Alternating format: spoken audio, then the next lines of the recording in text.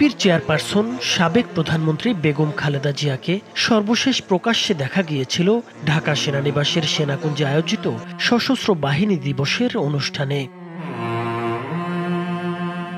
দীর্ঘদিন ধরে নানা জটিল অসুখে আক্রান্ত বেগম জিয়ার শারীরিক অবস্থা হঠাৎ বেশ অবনতি হলে এখন সংকটাপন্ন অবস্থায় হাসপাতালে চিকিৎসা চলছে তার চিকিৎসক দলের সূত্রে জানা গেছে তিনি নতুন করে নিউমোনিয়ায় আক্রান্ত হয়েছেন এবং তার হৃদযন্ত্র ও ফুসফুসে সংক্রমণ ছড়িয়ে পড়েছে। এতে তিনি তীব্র শ্বাসকষ্টে ভুগছেন।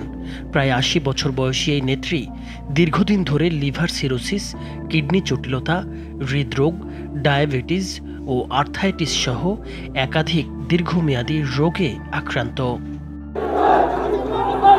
বিগত আওয়ামী লীগ সরকারের আমলে ২০১৮ সালে এক মামলায় খালেদা জিয়াকে ৫ বছরের কারাদণ্ড দেওয়া হয়েছিল। তারপর থেকে প্রথমে কারাগারে বিশেষ ব্যবস্থায় ও পরে হাসপাতালে চিকিৎসাধীন ছিলেন তিনি।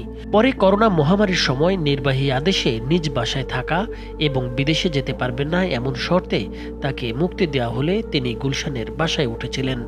২০২১ সালে সেখানেই করোনায় আক্রান্ত হয়ে চিকিৎসা নিতে হয়েছে তাকে। এরপর ২০২৪ সালের জুনে তার হৃৎপিণ্ডে পেসমেকার বসানো হয়।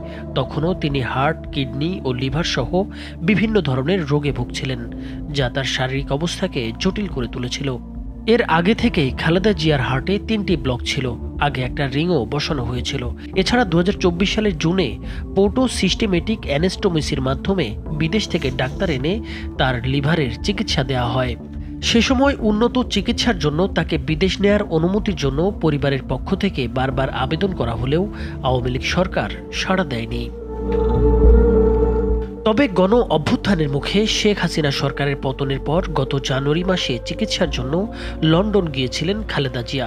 কাতারের আমিরের দেয়া এয়ার অ্যাম্বুলেন্স, যেখানে ভেন্টিলেটর, ডিফিব্রিলেটর, ইনফিউশন পাম্প ও উন্নত কার্ডিয়াক মনিটর সহ জরুরি চিকিৎসার ব্যবস্থা ছিল। তাতে করে তাকে লন্ডনে নেওয়া হয়। সেখানে ৪ মাস উন্নত চিকিৎসা নিয়ে দেশে ফেরার পরেও খালেদা জিয়াকে কয়েকবার হাসপাতালে যেতে হয়েছে। তবে শারীরিক অবস্থা স্থিতিশীল হওয়ার পর তিনি গুলশানের বাসাতেই ছিলেন। নিয়মিত চেকআপের জন্য মাঝে মাঝে হাসপাতালে যেতেন তিনি। সম্প্রতি অবস্থার অবনতি হলে রোববার তাকে হাসপাতালে ভর্তি করা হয়।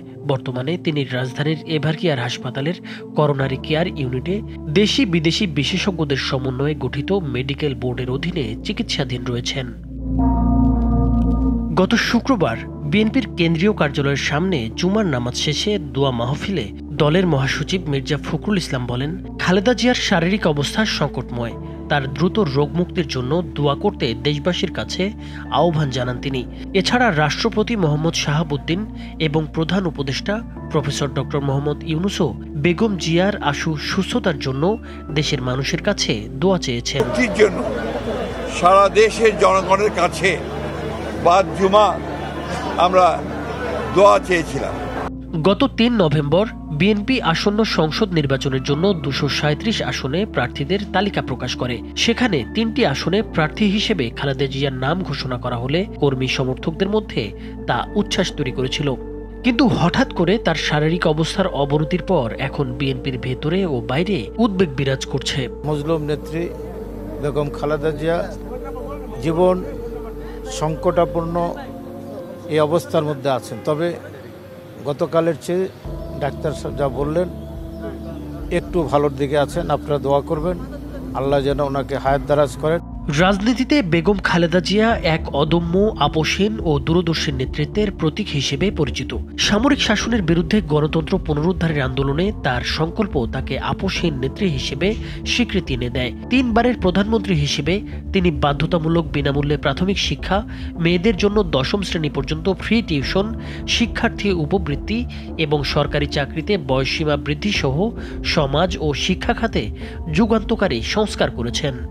এছাড়া বাংলাদেশের প্রথম নারী প্রধানমন্ত্রী হিসেবেও নারী শিক্ষা, নারীর ক্ষমতায়ন ও নেতৃত্ব গুণের জন্য ফোর্বস ম্যাগাজিন তাকে বিশ্বের ক্ষমতাধর নারীদের তালিকায় স্থান দেয় এবং গণতন্ত্র রক্ষায় ভূমিকার জন্য তিনি যুক্তরাষ্ট্রের নিউ জার্সি স্টেট সিনেটের ফাইটার ফর ডেমোক্রেসি খেতাবে ভূষিত হয়েছেন।